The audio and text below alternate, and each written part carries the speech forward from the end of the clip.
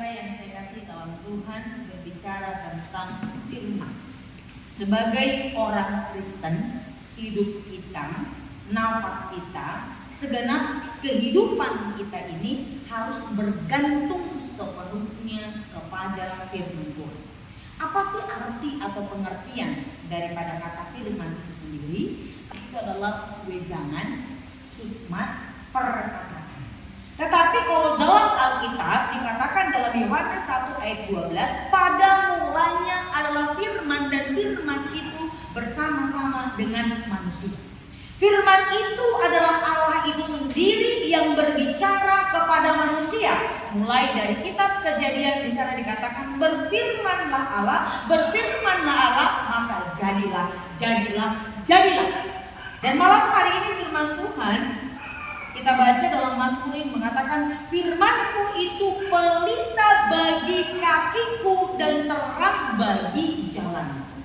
Ada satu pujian yang sering kita nyanyikan, firman-Mu pelita bagi kakiku. Bukan satu hal perkara yang mudah, perkara yang sulit ketika kita menyanyikan pujian ini, bahkan ketika kita membaca akan firman ini adalah hal yang mudah untuk kita ucapkan bahwa firman itu pelita bagi kaki kita. Tetapi dalam realita atau fakta kehidupan bukan perkara yang mudah untuk menjadikan firman itu menjadi terang atau sulur atau pelita atau penerang bagi jalan kita. Tanpa firman kehidupan kita akan menjadi gelap gulita. Tanpa firman hidup kita akan jatuh. Tanpa firman hidup kita akan berantakan. Tanpa firman, bukan yang bernama firman, tetapi tanpa perkataan Tuhan, tanpa ucapan Tuhan, tanpa Tuhan sendiri yang menyertai akan kehidupan kita, hidup kita akan sia-sia. Daud dari masa mudanya sampai dia meninggal dunia selalu yang namanya memperkatakan firman Tuhan dan hidup sesuai dengan firman Tuhan. Berjalan dalam firman Tuhan, menjadikan firman itu sebagai sulur terdepan dalam kehidupan kita, dibutuhkan satu konsekuensi, komitmen yang terus-menerus mau berpegang. Dan bagaimana menjaga akan pelita itu supaya tidak padam ataupun redup, agar dia tetap menjadi cahaya atau terang yang menuntun akan jalan kehidupan. Lalu pertanyaannya Bapak Ibu saudaraku yang dikasih Tuhan, bagaimana firman itu dapat menjadi terang bagi kehidupan kita?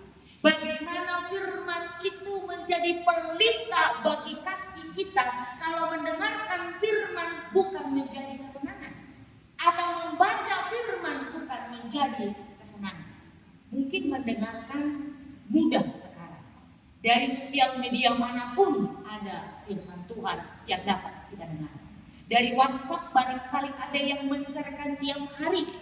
Kalau kita buka Facebook di sana juga banyak yang menyampaikan firman Tuhan. Dibuka TikTok banyak juga yang menyampaikan firman Tuhan. Kita pergi ke Instagram, kita pergi ke YouTube, semua banyak orang-orang Kristen yang menyampaikan firman Tuhan.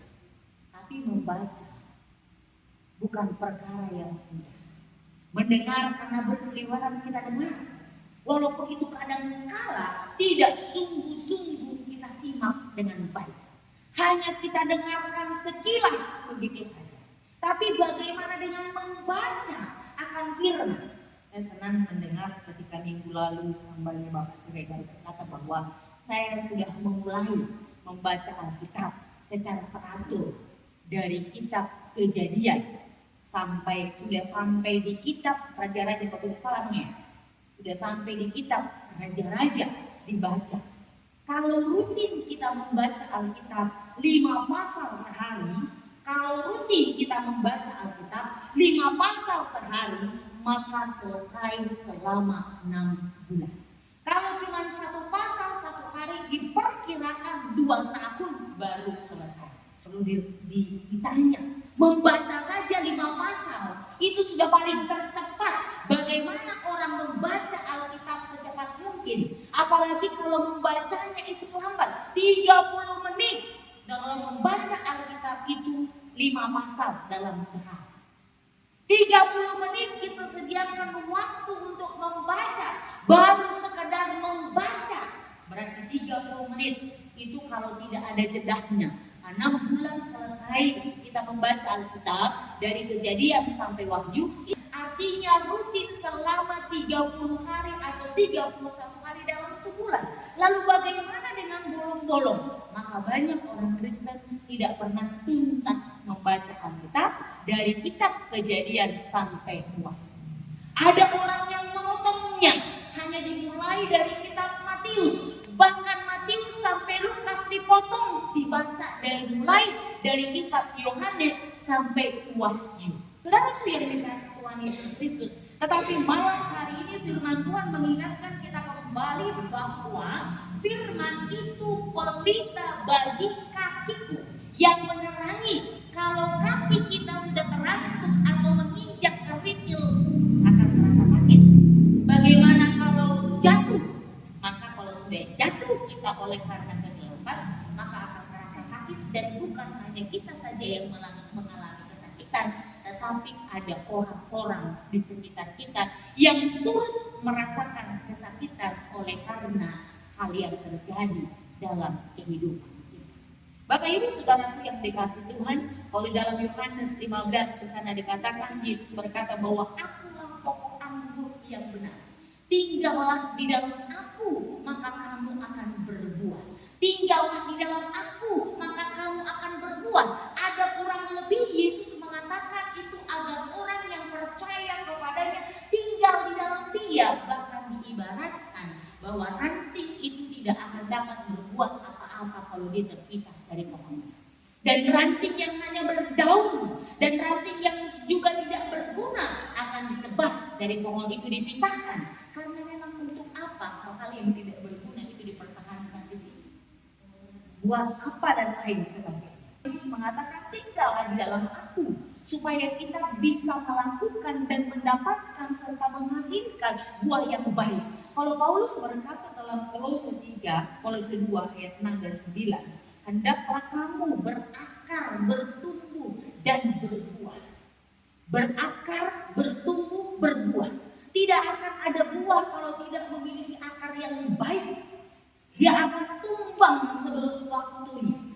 Saya suka dengan filosofi pisang dan mungkin itu juga sudah pernah saya sampaikan sebagai ilustrasi Bapak Ibu, bahwa pisang itu bagaimanapun kita menebas dia, selama dia masih ada akarnya tinggal di tanah itu atau sedikit saja yang batang ini nempel di tanah, dia akan tumbuh terus sampai akhirnya dia berbuah. Tapi pisang akan mati sendiri setelah dia berbuah. Berusaha bagaimanapun kita untuk memupuknya kembali, untuk membuat dia tetap hidup, kita tidak menebang pohonnya, hanya buahnya saja yang kita ambil. Bagaimanapun caranya, pisang itu tidak akan pernah berbuah. Karena sudah selesai masanya. Dia sudah menunjukkan bahwa pisang tersebut pernah hidup dan berbuah. Saudaraku yang dikasih Tuhan, simpel sebenarnya. Dan kita jarang memperhatikan itu.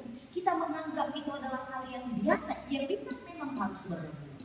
Kehidupan kita sebagai orang Kristen seharusnya demikian. Tidak akan pernah puas dalam hidup ini, tidak akan pernah tenang dalam hidup ini kalau kita belum menghasilkan buah untuk kemuliaan bagi Kristus. Kalau kita belum menjadi berkat bagi orang-orang di sekitar kita. Cuman kadang-kala ada orang mau jadi berkat langsung dalam versi yang besar. Langsung dikenal oleh orang banyak. Mau berbuat kalau itu sudah langsung hal yang besar. Tapi dimulai dari hal yang kecil, kurang bersedia. Padahal Tuhan Yesus berkata, hendaklah kamu setia dalam perkara yang kecil, maka Tuhan akan memberikan perkara yang besar. Tetapi yang namanya kita ini memang sebagai manusia, kadang-kala kita maunya yang besar langsung, sekaligus capek katanya, supaya terlihat hasil dari jerih payah kita. Padahal yang namanya langsung besar itu bilangnya cepat. Kita perhatikan hal-hal yang viral sekarang. Begitu viral seluruh Indonesia ini tahu tetapi hanya beberapa waktu saja langsung lenyap hilang. Tidak tahu lagi beritanya, bahkan orang sudah melupakan bukan saja berita yang pernah viral, tapi orang tersebut, yaitu orang yang viral. Tetapi yang dimulai dari setahap demi setahap, dimulai dengan proses perjuangan, kesabaran yang diuji setiap hari. Bagaimana kita harus tetap bertekun, bagaimana harus tetap setia sekalipun orang-orang di sekitar tidak bisa setia.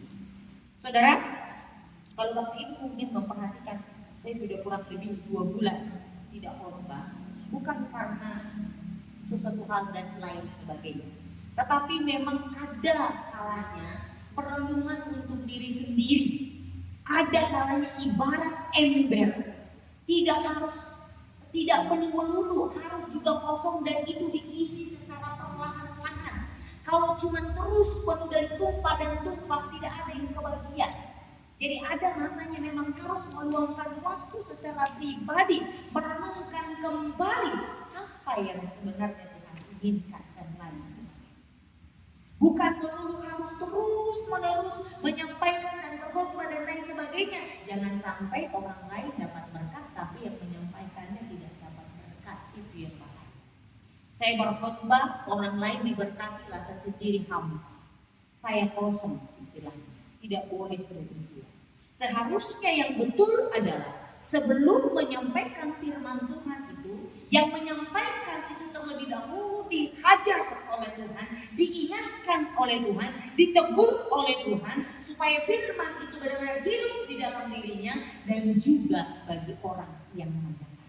Oleh karena itu, saudaraku yang dikasih Tuhan, kita sama-sama belajar dan mengingat akan firman Tuhan ini, supaya kita menjadikan firman, perkataan, atau Tuhan itu sendiri menjadi pelita.